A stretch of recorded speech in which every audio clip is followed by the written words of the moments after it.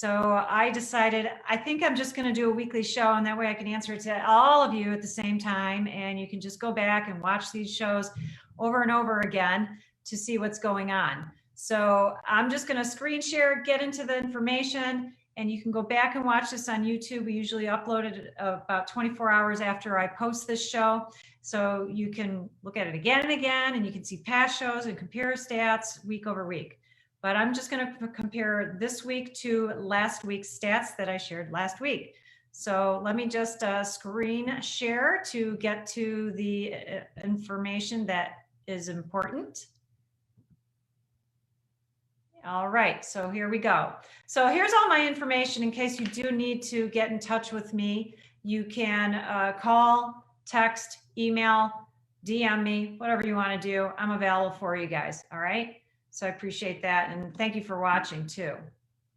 All right, so let's see here. All right, there we go, the arrow. So this was what I posted last week, just a brief general overview of what happened in the market in Naperville in the last 7 days. There were 99 new properties, and note that there were actually more than 99. There might have been as many as 57 more, because that 57 are private listings. These are homes that are listed with agents, but they're not on the live market. You can't find them on Zillow or Redfin or any of these other sites, okay? But it is homes are listed with the agents, and a portion of these private listings are allowing showings. It just depends on the seller's situation. Maybe, maybe not. You got to call your agent to find out, all right? But we can probably take those together and think that there's probably 156 new listings that came on, because these were 57 new private listings that came onto the market. So about 156 active listings, I'd like to say in general, since some of these are privates are available for showing. And then 123 went under contract. So maybe half the private listings were activated. You know, that's about 30. So we got about 129 actives, and 123 went under contract. So it's really neck and neck here as far as what's going on, actives to what's going under contract. Now that was last week what I reported. This week I will report that 124 new and another 79 private. So we are seeing more inventory coming into the market. And homes are continuing to go under contract. Might be getting a little bit softer because we're having more inventory coming in. All right, now looking at average list price, probably like, what are the values in Naperville? You know, what are we talking about? You know, because list price can affect timing. So we're seeing the active last week was 678. Homes going under contract were right around 600. And this week, actives right around 600 and going under contract 467, you know, getting a little bit lower there in price. You know, we do have a span of inventory price brackets in Naperville, you know, going well over $1 million as well. So this is probably right around what the averages are in Naperville, around that, you know, 400 to 600 range. And then average days on the market, 45 days was what I reported a week ago. And of the homes that went under contract, their average is 43 days. So you can see when you're active, you go under contract pretty quickly. They're all performing about the same on the market. This week, same thing. We're seeing the same numbers between active and under construction, you know, so homes that are going on the market typically are not sitting there very long. We are seeing this 45-day, no, it's not 2 days. Bear in mind the way the MLS reads things, the offers could be coming in on day 1 or 2, but by the time the agent has it under contract, signed, agreed to, and maybe she's waiting a day or two to change the status in the MLS, that skews the numbers a little bit. So I would like to believe that 45 is on the higher end. And of course, there's always the outliers where owners get very zealous and say, put it out there for an extra 50,000 because I heard it's a great market. And then they sit there and sit there. Or homes that just really need a lot of work and they're just not priced appropriately for the work they need. We have those outliers that are increasing, you know, making the number higher than what the majority of sales are. Okay. And then this is just looking at the numbers behind those two bar graphs that I just showed you. Some of you are real number freaks, so I like to give that to you. So LP means list price. So the average list price of the homes that sold was $637. And the average sale price for the homes that sold was $632.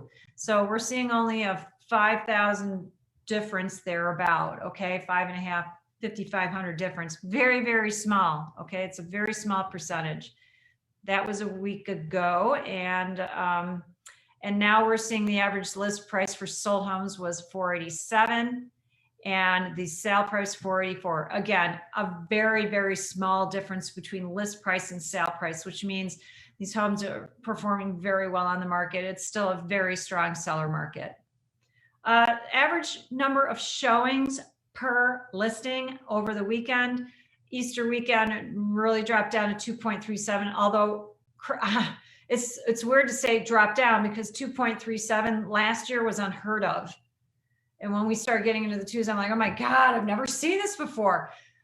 Week after Easter, all the way up to 5.85. That's just unheard of. And then dipped down to 2.8, back up to 4.33, and now back up to 5.1. So last week when I said, oh, we had this up down here, I said, let's see how next weekend goes. Did very well. So it looks like we're on that more solid platform of just unheard of historical average showings per listing. We've never, I mean, even 2.37, that was, I never reported that last year, probably until as we got to the very end of last year. So it was always, oh, it's a little over 1. That's a seller's market. Great. And it's like, oh my gosh, these numbers are incredible now. Last week, market action index needle. This is just a real nice way of saying, are we leaning into a buyer market or a seller market? And last week reported 48. If you've never seen this show, you never heard my comment that, when I was doing this last year, we were hovering around 35 to 36. And I was like, wow, we're a seller's market. I would have never imagined we would have gotten the needle up this high. This is incredible. It always said soft seller's market, soft seller's market. But now we are in a strong seller's market. That was last week. This week, still the same. We're still at 48. You can't even tell I switched the screen here. All right. So that's all great. Now, this is what I reported a week ago. Let's take a look at interest rates. What are buyers looking at here? This affects you as sellers. Okay. Very much so as sellers. So a week ago, conventional rate, that's the 30-year fixed rate, 3.07 on the base. And FHA was 2.9. That was a week ago. So 3.07, 2.9. Gone up a little bit for conventional to 3.11, and FHA went up 0.04. Not much. I always like to say these are still fantastic rates. Yes, they've creeped up a little bit. Do keep aware of this though, because industry experts across the board are predicting that interest rates are going to continue to climb and the home prices are going to continue to climb. It sounds like an oxymoron. Usually if interest rates go up, prices go down. But the inventory is breaking that rule. And that's why we are still seeing a lot of homes prices going up, even though the interest rate's creeping up. So for those of you buyers that think, well, maybe I should wait. I love this next one. Should I buy now or should I wait? Because I know a lot of you buyers out there are feeling frustrated. Watch my show last week. I talked a little bit about how to get around this so you're having success. Make sure you're working with an agent that's taking care of you, okay? Watch my show last week. I'm not going to get into that. But interest rates, as I just said, experts across the board are forecasting increases in both home prices and interest rates. So I love this table here. This is just showing you mortgage interest rate right here, and median sale home price. These are going up. Okay, this is what's predicted.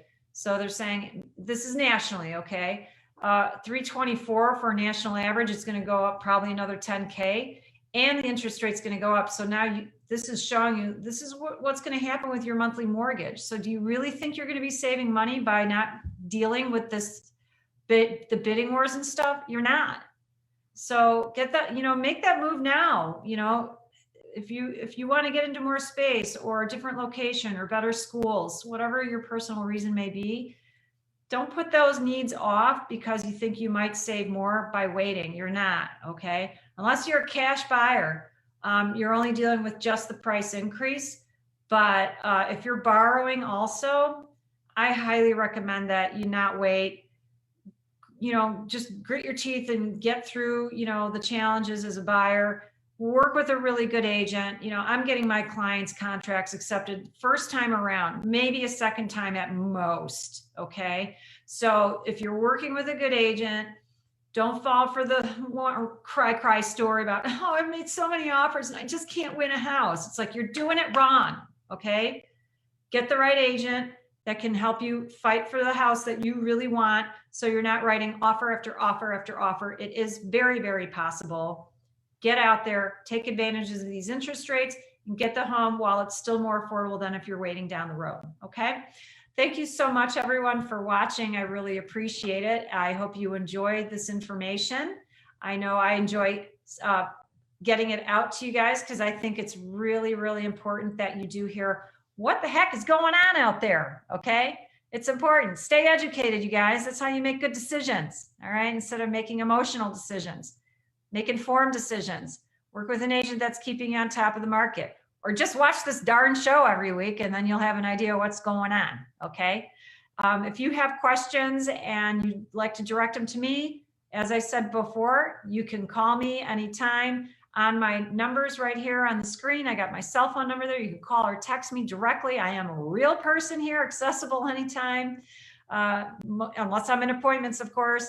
And you can email me, you can go to my website and reach me through my website. I really try to keep myself accessible. So if you ever need any kind of information, just get more educated on the market. I want to be there as your advocate, okay? You guys all take care. Thanks for watching my show this week, and I'll see you next week. Send everyone to it so they can see the information too. Bye-bye.